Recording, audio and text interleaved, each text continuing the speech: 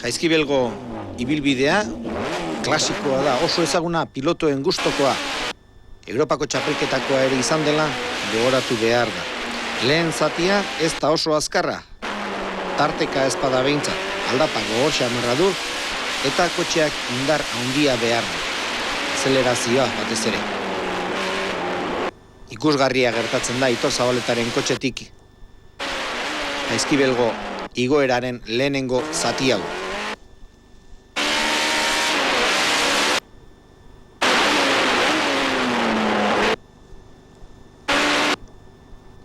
Ikusleen gustokoa da, eta Jaizkibelen beti bezala gaur ere jende mordoa bildu da txapelketako azken proba bertan jarraitzeko.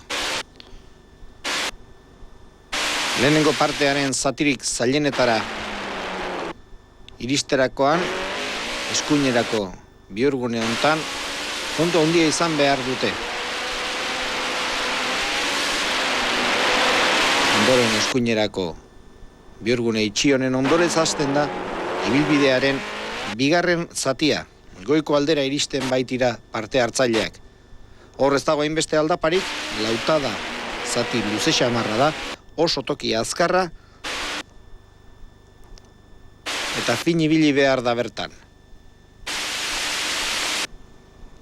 Ondoren 200 metroko gutxiera zatia hartzen da. Igoerako abiadura nagusia hartzen dute kotxeek.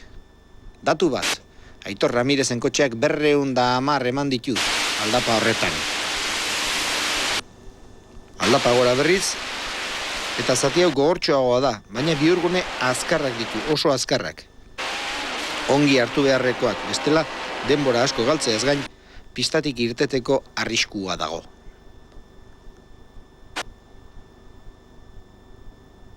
Azken zati honetan gainera, erne ibili behar dute gidariek, oso erne, oreka galtzea oso erreza delako. Begibistakoa da.